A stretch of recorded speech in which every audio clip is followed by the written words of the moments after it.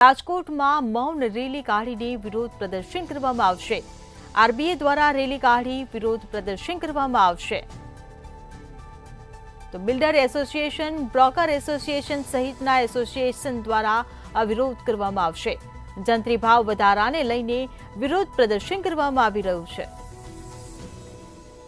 તો બહુમાળી ભવન ચોકથી કલેક્ટર કચેરીથી મૌન રેલી કઢાઈ। ત્યારે જંત્રી ભાવ વધારા સહિત વિવિધ મુદ્દાઓને લઈને વિરોધ કરવામાં આવી રહ્યો છે। તો જંત્રીનો ભાવ વધતા રિયલ એસ્ટેટ ઉપર પડશે માઠી અસર તેવું બિલ્ડરો જણાવી રહ્યા છે। જંત્રીના ભાવ વધારાથી મજૂરોની રોજીરોટી ઉપર પણ અસર થશે તેવું મજૂરો જણાવી રહ્યા છે। તો જંત્રી ભાવ વધારાને લઈને વિરોધ પ્રદર્શન કરવામાં આવી રહ્યું છે। ત્યારે બહુમાળી ભવન ચોકથી કલેક્ટર કચેરીથી મૌન રેલી કાઢવામાં આવી। તો રાજકોટથી આ સમાચાર મળી રહ્યા છે। મૌન રેલી કાઢીને વિરોધ પ્રદર્શન કરવામાં આવ્યું। આરબીએ દ્વારા રેલી કાઢીને વિરોધ પ્રદર્શન।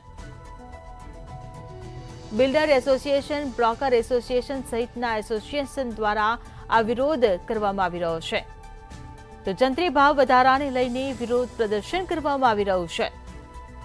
ત્યારે બહુમાળી ભવન ચોકથી કલેક્ટર કચેરીથી મૌન રેલી કાઢવામાં આવી। તો જંત્રી ભાવ વધારા સહિત વિવિધ મુદ્દાઓને લઈને વિરોધ કરવામાં આવ્યો।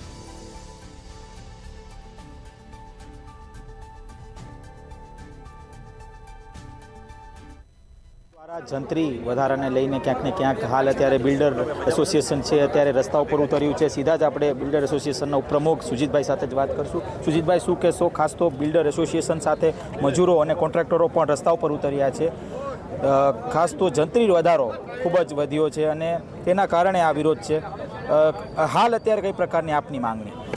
અમારી માંગ એવી છે કે જે જંત્રીના ભાવ વધારામાં જે વાંધા સૂચન માટે 1 મહિનાની મુદત છે એ 31/3/2025 સુધીની મુદત આપવામાં આવે અને વાંધા સૂચનો અમારા લીધા બાદ ખરેખર કેટલો વધારો ક્યાં જરૂરી છે એ સર્વે કરી અને જે તે ક્ષેત્રના તજજ્ઞ લોકોને સાથે રાખી અને પછી વધારો કરવામાં આવે। સૌરાષ્ટ્રના બિલ્ડરના જે ડેલિગેટ્સ છે તે વારંવાર ગાંધીનગરના ધક્કા ખાય છે।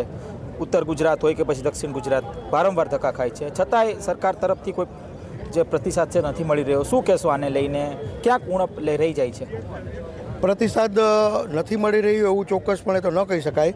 અમે જેટલી વાર મળ્યા એટલી વાર વ્યવહારુ ઉકેલ આપવાની અમને ચોક્કસપણે ખાતરી આપી છે। પણ આજે આ મૌન રેલી માત્ર રાજકોટમાં નહીં પણ સમગ્ર ગુજરાતમાં દરેક શહેરમાં ક્રેડાઈ ગુજરાતના નેજા હેઠળ દરેક શહેરના એસોસિએશનો એક સાથે 11 થી 12 વાગ્યાની વચ્ચે જે તે જિલ્લામાં કલેક્ટરને આવેદનપત્ર આપશે, તેના ભાગરૂપે આ રેલીનું આયોજન છે। જંત્રી સાથે કયા કયા બીજા મુદ્દાઓ છે કે જે ક્યાંક ને ક્યાંક તમે એવું ઈચ્છી રહ્યા છો કે સરકાર આવરી લે? કારણ કે અગ્નિકાંડ બાદ સ્થિતિ ક્યાંક ને ક્યાંક ખૂબ જ ખરાબ છે સૌરાષ્ટ્રની, રાજકોટની સ્થિતિ।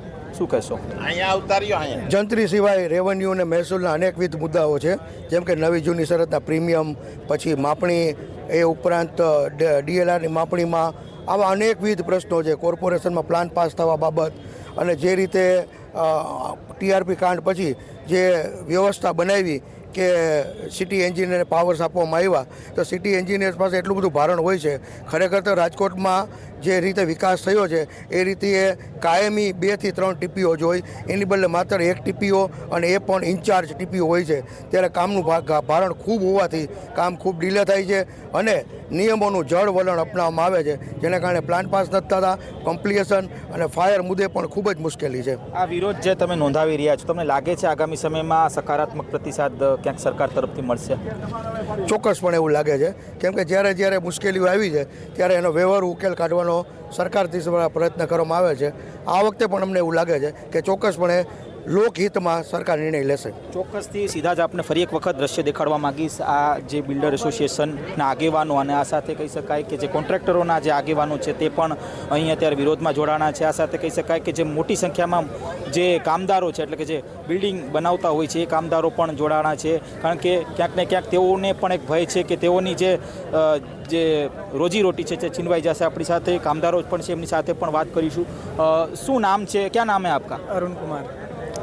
अरुण कुमार, आप कहाँ से हो? आप यूपी। सरकार की तरफ से जो जंतरी अभी बढ़ाई गई है, क्या लगता है आपको कि इसमें कहीं ना कहीं आपको भी उसमें फ़र्क पड़ेगा? जी फर्क तो पड़ेगा ना, बहुत फर्क पड़ेगा।